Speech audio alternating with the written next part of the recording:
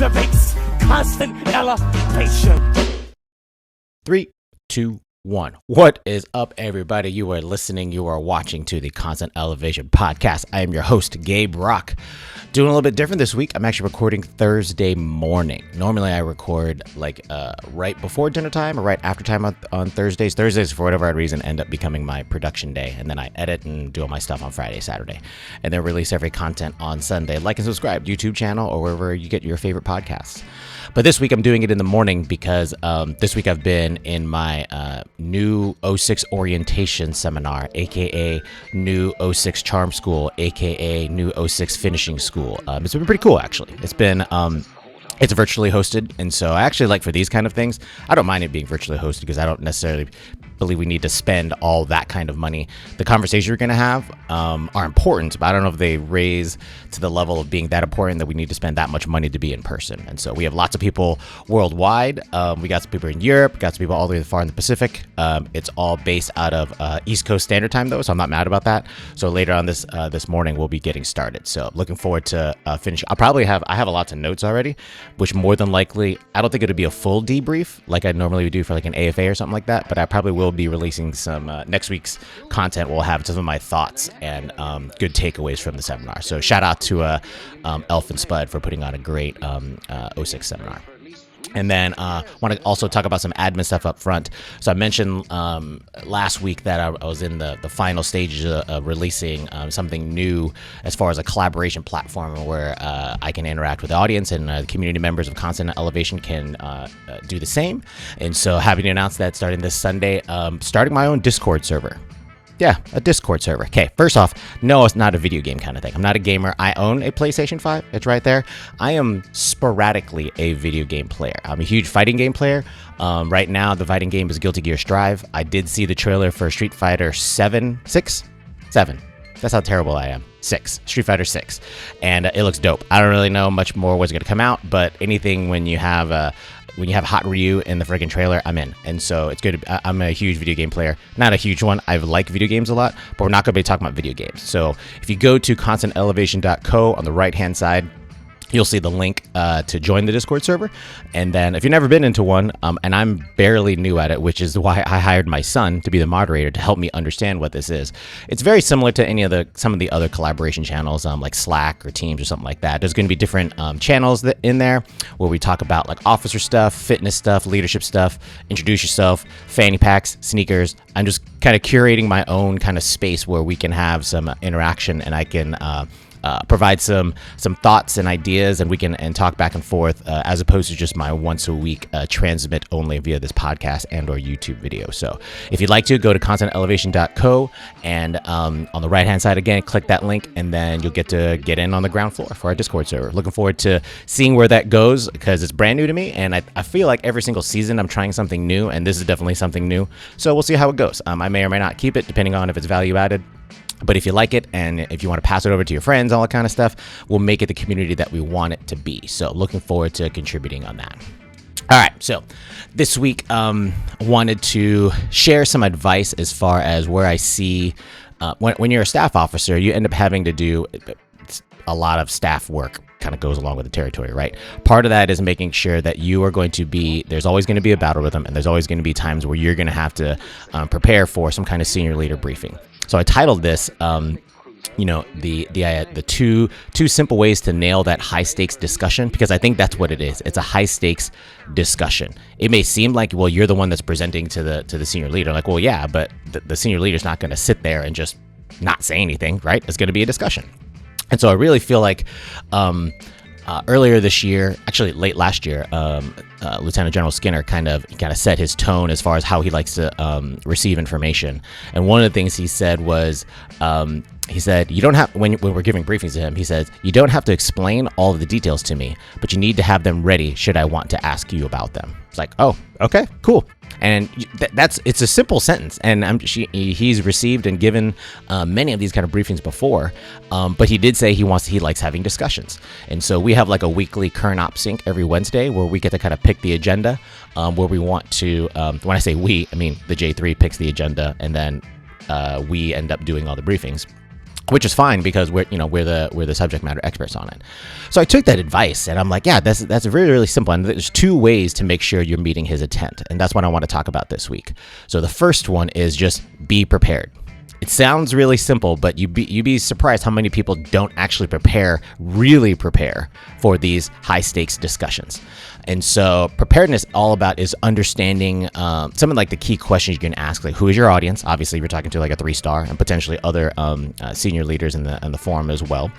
What is the question that he wants to know about? Like, did he ask you something, or are you presenting? Like, is he prompting this conversation? In other words, understand his question. What does he want to know? Trying to get a little bit more context. That way, you can answer the question. That's where my current J3, one of his favorite things to tell me is.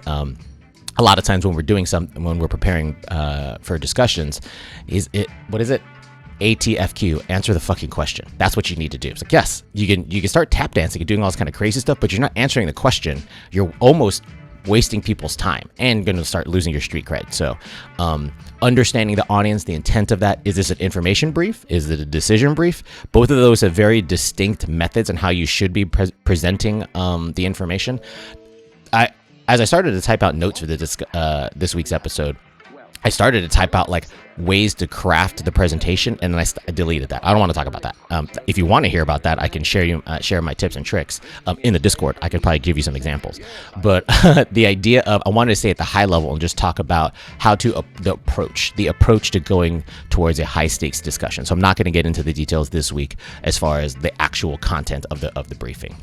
But understanding the intent is very, very important. Information, decision, what are we doing here? And how you present that information is going to be important. Also is the whole thing of what is the correct method of presentation? Potentially, it's not a slide. It's not. The slide decks are like the bane of existence for staff officers, but it's a necessary evil. But usually those things should be happening at the end. To me, like, I like writing in long form. A lot of times it starts in like whiteboards, and then you write down your notes, organize your thoughts, and then eventually, if need be, you can craft it down to a slide, but potentially that's not what needs to be shown. Maybe the best way to have this discussion is to be prepared to have this discussion is to do a show and tell, right? And so we had some with all the stuff going on in Ukraine and Russia, we had some defensive things we were presenting to him. And so we showed him some live demos of some of the things we're working on versus trying to replicate it and screenshot it in the slide. Like, that doesn't work. Walking him through that is actually going to have a much more effective impact to the discussion. And so you're not going to know that unless you properly prepare. You kind of talk through your things. You're going to start realizing what's going to be the best method. So don't get married to just one method. It has to be a slide. No, figure out maybe it's a talking paper. Maybe it's a simple email. Maybe it's just an overall discussion, but you got to do that preparation. And I think that's going to be the kind of stuff that really, really, you start looking at those questions and how you prepare. That's going to be the most important. That's what he's asking you to do. The senior leader's asking you to lead the conversation in the most effective way, and that can be through multiple media types, but like, make sure you facilitate and you know what you're talking about. So the preparation goes into I may only be presenting to the senior leader a certain amount of information, but trust me, I have a bunch of stuff hidden. I got references, I got documents, but I'm not going to have that up. I'm not going to present all that in the beginning because it's not important. He or she assumes that I know the information, as they should, because I'm preparing for it and I'm talking about it, but I don't need to tell him or her unless they really need to know that information. So the power of the backup slides, the power of just having handwritten hard copies and all that kind of stuff in front of you, but you never necessarily have to use it. 2 weeks ago, I was giving one of these high stakes discussions with him, and I had we were doing it over virtual. In front of me, I had 5 different stacks of paper because depending on what question he was going to ask, I was ready. We also had 5 or 6 backup slides queued up that if I was going to have to ask the admin, like, hey, please go to backup slide 12 or something like that, just in case that question goes. None of that happened. But I was so prepared that just in case it did happen, I was ready. And it's one of those kind of, I didn't necessarily rehearse it, but I had it available to me. That's a demonstration of preparedness. That's what he said earlier, right? You don't have to show me everything, but be prepared to have it ready should I want to talk about it. And so that's just really, really, it almost seems kind of basic ideas, but they're really important. You need to be prepared. And a lot of times, that discussion can be only 10 minutes at the most, but you might have spent like close to 10, not even you, your team may have spent close to 10 hours getting ready for that. But if you do it right, that 10 hours is going to be worth it. And so make sure you're going to be prepared. Second simple thing in order to prepare for a high stakes discussion is to be honest. That's really all you're going to have to do. Be prepared and be honest. Those are kind of, because after all the preparation stuff, it's game time, right? You can practice in the gym all day. Once the whistle blows, it's game time. It's time for you to perform. All you can do is be honest. You should have all the thoughts in your head and know how you're going to flow through through your discussion. But as soon as the audience starts to ask questions from you, you need to be honest. If you have the answer, whether or not it's good or bad, be objective and make sure that like you are presenting the information for them to make sound decisions. That's your responsibility as the presenter.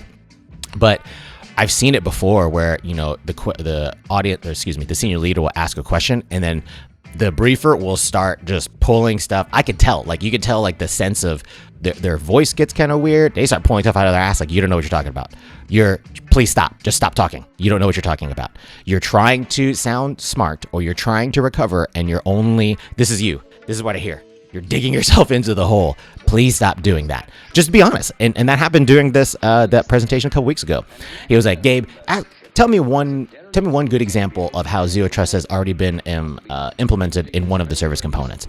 And I had actually a week prior to that, I received some really good briefings from the Army and the Air Force. I did not, this is the bad part, I did not have that part printed in front of me. That way I can not answer his question. I was like, and I even said it, I was like, sir, I feel like I would, if I say something right now, it's going to be half-baked. So I'm going to have to get back to you on that because unfortunately, I don't have the information right in front of me. I apologize. And he's like, that's okay, Gabe. Don't worry about it. And I was like, so we continue with the whole conversation. And I said, all right, sir, I have a do-up for you. I will get you an example. I'll talk back with circle back with the team and make sure you get that information, just so you can see that we are making progression towards that. He's like, yeah, that's cool. And I was like, yep. So I'll make sure float it up the flagpole and make sure through the chain, and you'll get the information accordingly. He's like, just email it to me directly and then courtesy copy everybody else. I was like, okay. So I thought that was really cool. I thought that, to me, that was a demonstration of, because I was prepared and I was honest in my presentation, I earned my senior leader's trust. And that was really important to me. And so my portion of the meeting ended, went downstairs, went to go eat some lunch, did a quick walk around in the sun, came back, and then like crafted all my thing in about maybe less than an hour. And so presented my information. I didn't get any reply, which I see that like I answered his question, and that was really nice. And so but if I started to just kind of make up stuff or say things out of bounds, or someone's gonna have to correct me later, you're just opening yourself up to lose your street cred, to lose that trust that leadership or even your other teammates know that if this is your job, you should know where you're at. And if you don't know something, that's okay too. Get there, but be honest. That's all you have to do. So really, really recommend, those are the two simple ways to nail that high stakes discussion. Be prepared and be honest. I did use actually I changed it to high stakes discussion away from a briefing because I had a different kind of high stakes discussion last week. I sat down with one of the managers from Revival Fitness, and it was good. I had shared my thoughts. I was prepared. Actually, I've been going through my emotions for a lot. And I opened it up with a quick question, and then him and I had a discussion over breakfast for over like an hour, and it was a really good discussion. I was very happy that he was going to be open. I knew he was going to be open to my ideas and open to discussion. That like, I want to help. I want to be part of this, but I don't want to be a disruptor unless you want me to be a positive disruptor. And very, very happy that continue to be part of the team as long as I'm going to be here.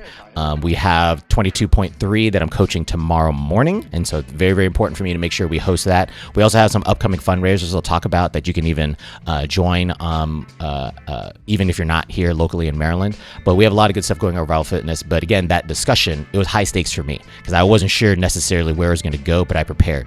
Part of that preparation is understanding what things in my head were just my ego talking, my emotion, and don't talk about that. Pull out like the important parts. What are the things that I want to bring? What are the important things I want to discuss? And don't go into a rabbit hole just talking smack or anything like that. That's not what discussion is going to be. It took me a while, like about a week, in order to prepare for that discussion. And then as we started talking, it just kind of flowed, and I maintained an honest position.